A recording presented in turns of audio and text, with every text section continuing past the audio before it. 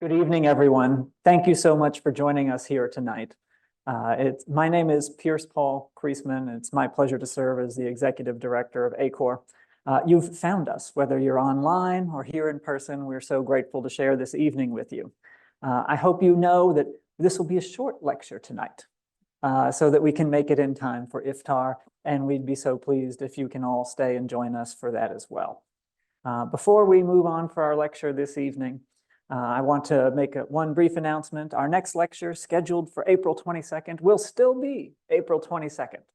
But we have a really wonderful opportunity to feature one of our former fellows who conducted a great deal of his research for this new book, Empire of Refugees, Dr. Vladimir Hamid Troyansky, at the University of California system. So he will be giving us a Zoom lecture. And for those of you joining us from the United States or North America, it will be fantastically convenient for you. For those of us here in Jordan, somewhat less so. I think it's about 4 in the morning. But it will be recorded, and we want to do our best to serve as many people who have interest in the material that ACOR is so fortunate to be able to support. So it's our pleasure to do that. I also have one other bit of business to attend to. We have with us tonight the children and some of the families of Shuja al-Assad. And it's truly our pleasure, and on behalf of the Board of Trustees, to announce that the Reading Nook back here in our library has been named in his memory. So he was born in Aqaba, educated in Jordan, Egypt, and the United States, and a poet and seeker of knowledge. We share this with the family, as ACOR is a seeker of knowledge. We hope that you all remember him while you're here. You can go back and visit him. There's his desk, his lamp, his radio. And anytime you're in the library, know he's watching. I'm told he was very stern. Jumana, Khalid, Muhammad, thank you all for bringing your father here to ACOR and entrusting us with his memory. Now it's my pleasure to move on to the lecture for the evening. Can we turn off one of the lights in the front here, please? Because the photos from underwater are surprisingly dark, folks. I need to introduce my co-director on the project, Akhtam Awadi from the Department of Antiquities. Please turn around, let everybody see you. This would not have been possible without the support of the Department of Antiquities, Akhtam specifically in the field, keeping all the machine moving along. We're grateful for his many years of collaboration and expertise. We're grateful for the support of the Director General, Professor Fadi Balawi, in making this work happen. And tonight, I'm just going to take a very little bit amount of your time to share some stories about this project. So in October and November last year, we went out and made our first efforts here. Now, this was truly a team effort. It always takes a lot of folks to do these kinds of excavations, in addition to the several dozen workmen from the area whom we are grateful to have had collaborating with us. Our own Jihad Haron, where is Jihad? There. Matthew Vincent, who I have assigned to guard the front door, making sure no one gets left out for right now. I should have rethought the order of this. And Professors Richard and Martin Bates from the United Kingdom joined us to help administer some more of the specialty technical works, and we're grateful for all of their efforts in making this happen. So it is a team effort, and I want to make sure that everybody's acknowledged accordingly. Now, this ancient port at Kallirhoe, we all know today of how rejuvenating and wonderful the springs are down on the Dead Sea. But this isn't news. For thousands of years, people have known this. And all the way back into the early kingdoms of the area, the Nabateans ruled this area, the Hasmonaeans, and Herod the Great and his ancestors. Herod the Great famously came across the Dead Sea to what is today modern-day ez-Zara to seek treatment at these springs, at Kallirhoe, or the Good Thermal Springs. It's featured on the Madaba map, and so for a long time, people have known where this place was. It was an important point on the eastern side of the Dead Sea. Unlike on the western side, on the eastern side of the Dead Sea, we don't believe there were any ancient roads. So anywhere you wanted to navigate to, you had to take a boat. There are only so many wonderful harbors or port or calling zones, given the topography, the very steep terrain of the Dead Sea on the eastern side. And so when you find one of those, especially a place with fresh water and wonderful baths, hot or cold, as you like, people will tend to revisit these places over time again, over the centuries. And today you can still go down, and that there is in fact a public beach here at Kallirhoe, and you can just Google Maps and find it, and go down to one of the public beaches near the site. This little harbor is most famously known for having served the site and the citadel of Mount Machaerus, or Mukawer. And I will take a moment to shamelessly plug our new book on this subject, published in January, and we now have softback versions available. For anybody who wasn't able to get them, we now have some more. So Mount Machaerus, down here in the bottom right, there was a road in the ancient era that goes down from the top of the citadel all the way down into the harbor. This was the tether. This port was the thing that connected Mount Machaerus to the rest of the world. Anyone who came over would come over on boats, or they could come inland, but generally they're coming from boats because there are no roads along this side of the Dead Sea. Then they would come up this yellow line and be able to access the citadel. For a great many years, the Hungarians have been excavating at Machaerus.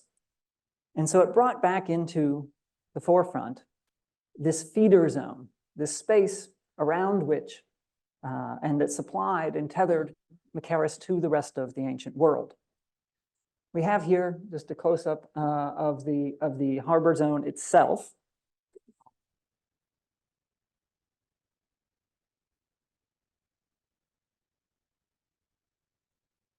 In this area, still reserved. And there was a little villa up here. In the 1980s, there were some excavations by the Germans that really focused more on what we think is perhaps the residential area, as opposed to the market and harbor area down here.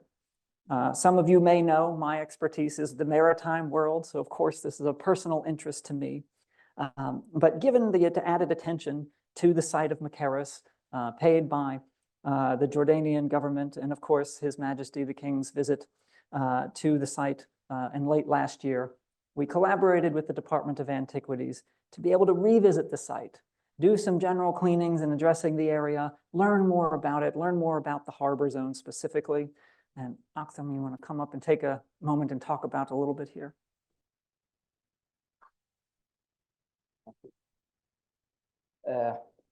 As Professor first mentioned before, when we start our work there at the site, we are just make a survey for all of the areas, and we just put the main points and the main squares that we are going just to start with there. And we divide the area for many squares, for the squares, and because our work just to make analysis and restudy for the site.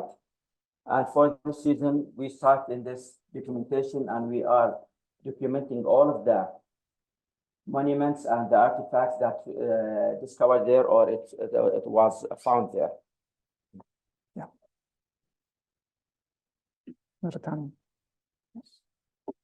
And during our work, this is the site after cleaning, and as you see, there's all of these walls and all of these complexes which it's founded there and discovered before in previous excavations. We are trying just to make cleaning for all of these monuments, just to restudy it and just to know the main function for each monument there. And as you see, we found there's some character columns and also the other artifacts or other discoveries. Also, when we start, this is the site after cleaning, and as you see, this is the main complex. This is one of the complex which it's cleared now after the cleaning, because it was before it was covered by the dirty and also by the salt, the sand, and also because this is a touristic site, and all of the people who are visiting the hot springs which is close to the site, they are trying just to visit and they live the rubbish or something that in the site. For this, we make all the cleaning for the site, and it's cleared now, and we see the main traces or the main elements for these complexes. This is the building 6, and the trenches, and we try to make some trenches there just to discover and just to know the main function for each monument or for these elements at the site. And the department had done work about 15 years ago in the area at the site as well, revisiting, organizing, testing, learning more. And so we're pleased to try and put all of those pieces together. Our colleague Dino Politis is going through a number of the previous records and artifact logs, and hopefully will help us understand and put this picture a little bit better in focus for us. One of the things that I focused on was down the hill, as it were. In 2012, the department commissioned a remote sensing survey in the water, because you can't stand at this harbor and see this wonderful cliff going down and not be curious about what's down there. So in 2012, with sonar and remote sensing equipment, and colleagues supporting the department, they did a little survey around this area about what you're seeing this zone here. And they found 5 features, is the right way to call it. 5 things in these surveys that couldn't be wholly identified, because who's foolish enough to try and go down there underwater and figure out what's actually there? So this was all remote sensing and a little underwater ROV, and it got some video, but not enough to really tell us what was going on. So as one does, we thought we might go and take a look. So down the hill we go. We set up our little camp. And I say hill, it is a small mountain. And carrying everything all the way down here is not an insubstantial task. So those are people up on the ridge, and I'm standing down at the bottom to give you some perspective about how different the waterline is today. Before we started our work, and today we're still not exactly sure where the ancient waterline was, but it is possible to evaluate this through certain scientific methodologies. We've collected some samples, and we hope to test them in the future and basically date the changing of the water levels. We know that the Dead Sea and the valley there has changed immensely, maybe 300 or 400 meters vertically over the last 10,000, 15,000 years. So at what level was it at which time? Those are things that we can help, we can try to learn, and we hope to learn going forward. But we know it's at this level today, and on the shoreline here, we set up a little camp and made our way into the water. And I know you want to know what's going on in the water, but I'm not going to tell you yet.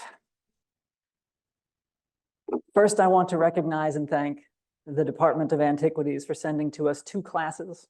With our support from our USAID-funded SHEP project, which is now closed, we were able to do 2 week-long training sessions in maritime archaeology. Why would we do sessions in maritime archaeology? Because we're going to do more of this. And we're going to do some more of this in Aqaba. And it's an important addition to the capacity of work in Jordan, and we're excited to do more of that. We were grateful, and some of our students are here tonight. So I leave the finger on the screen here because this is Randy. Randy took all the pictures, so he's not in any of the pictures, so you get to see Randy's index finger.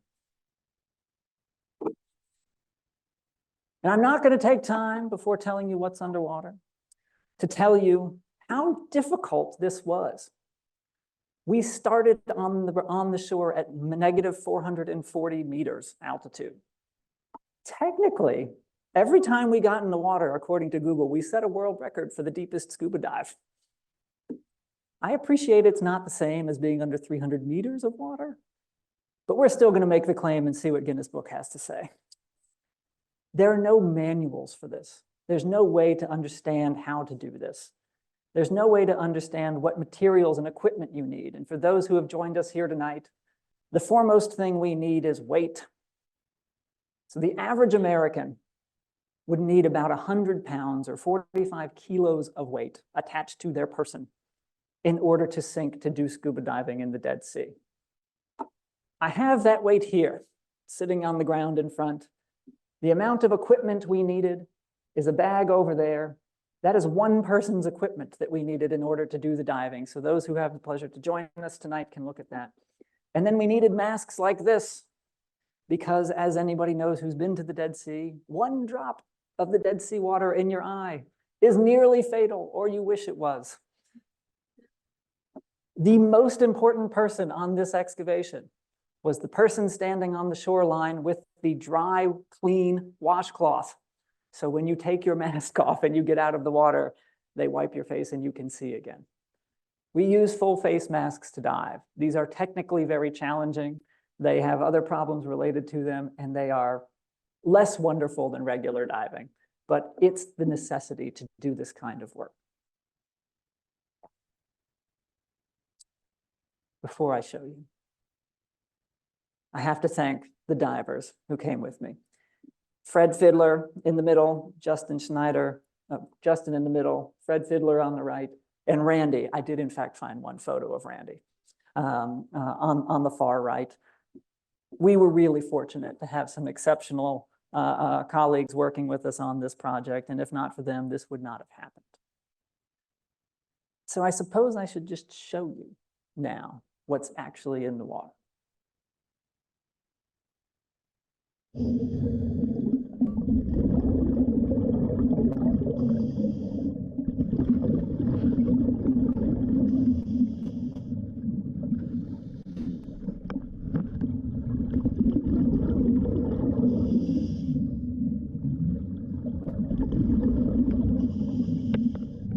Best thing I've been able to, in my mind, equate this to is in a has all of the sand, all of the dunes, has all of the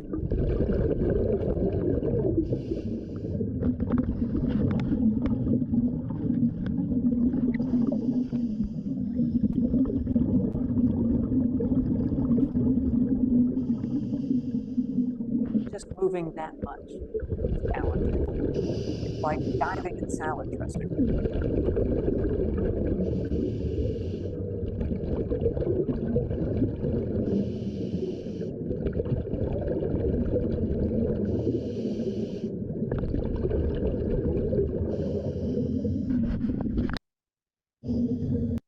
And then there are the cliffs, these truly gorgeous, unparalleled salt cliffs.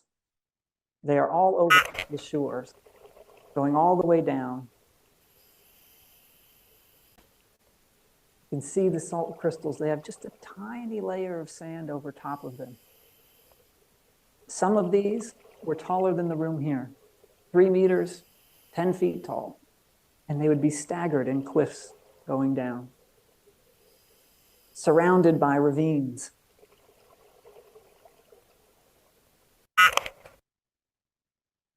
And this is, I think, my favorite video representing like being on diving down a ravine here. Color change, not a trick. That is how it looks on the water.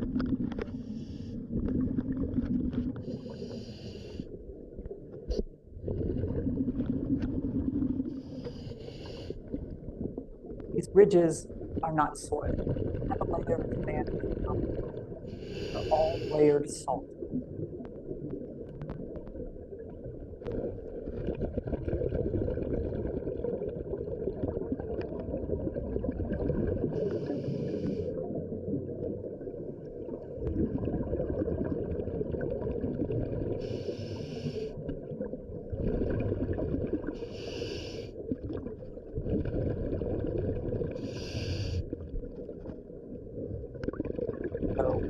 More stunning.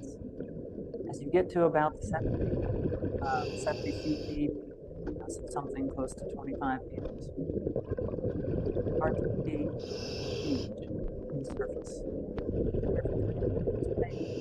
To entirely crystallized salt.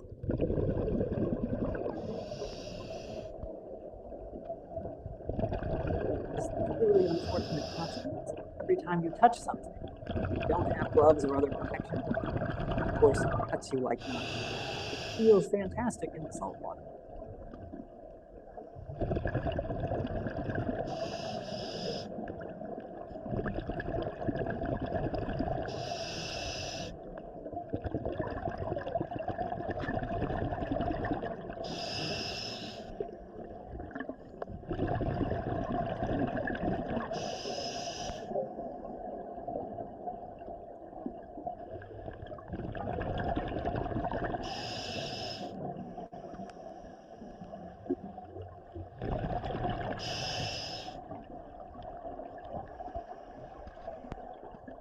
You can see some of these.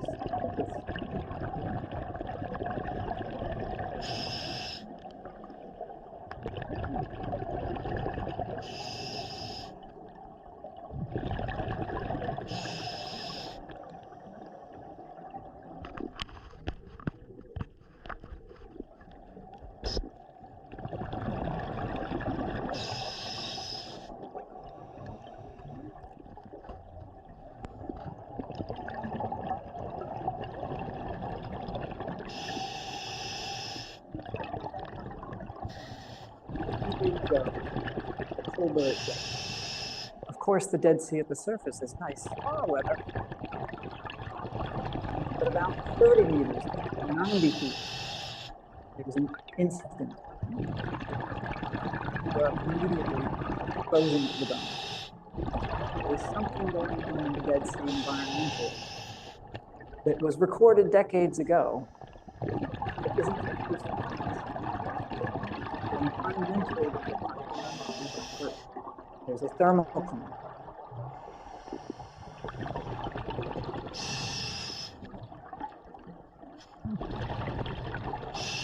Not a monster. Another diver coming in. We did not find any life in the Dead Sea, but we don't think that that is necessary.